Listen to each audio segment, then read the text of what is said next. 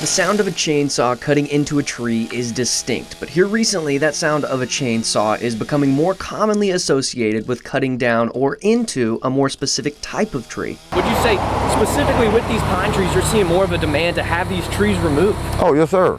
Yes sir, but like I could say, man, for the homeowners, man, I sure hope y'all's insurance pays.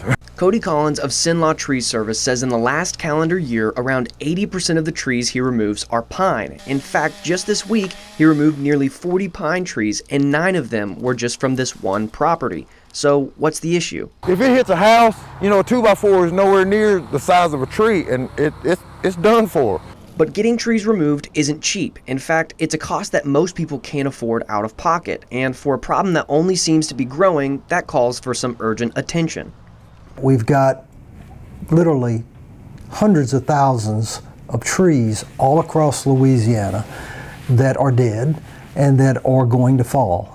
Louisiana House of Representatives Speaker Pro Tem Mike Johnson is the chair of the House Committee on Agriculture, and he is convening a House Emergency Beetle Subcommittee on July 9th. The panel's goal is to address what is increasingly calling for an emergency declaration, according to Johnson. You've seen some situations recently where trees have fallen, and in fact we had a fatality here in Pineville not too long ago from a tree that was dead, that had it been taken down, perhaps those people would still be here. To me, it is in fact an emergency and will need to be addressed that way, because if allowed to stand as they do right now, the infestation will continue to grow, and living in a town that's called Pineville, it's even more of an obvious situation. The emerging emergency situation didn't happen overnight, though. It's a mixture of the unprecedented 2023 hotter drought event and a specific type of beetle doing exactly what it has been doing for years. It's the garbage men taking the trash out. And the idea is that these pine trees are already on their way out, they're dying, and these beetles are just coming in, just cleaning up the mess.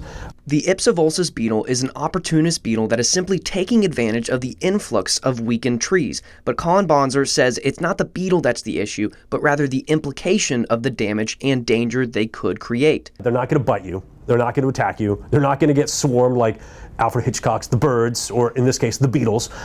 No, the reason why they're a threat is because they're taking that tree to the next logical conclusion. They're killing it, and because the trees are in the close vicinity to the homes or to power lines, or roadways. And this is going to cause a huge issue, because when the trees fall, and they will, they're going to fall on people's homes. They're going to fall on power lines, losing power, and that's the threat.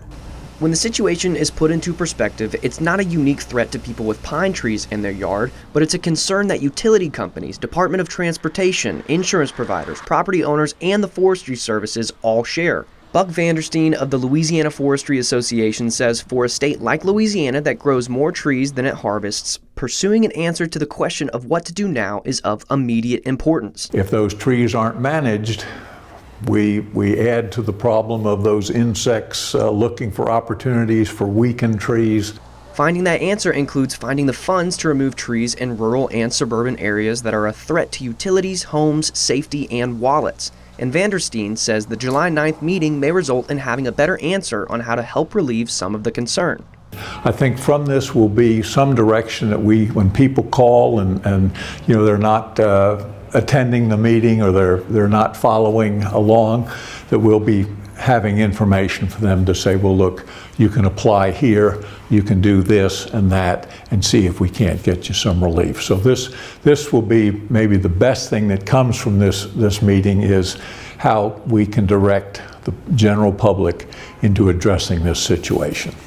Brandon Brown, ABC 31 News, that works for you.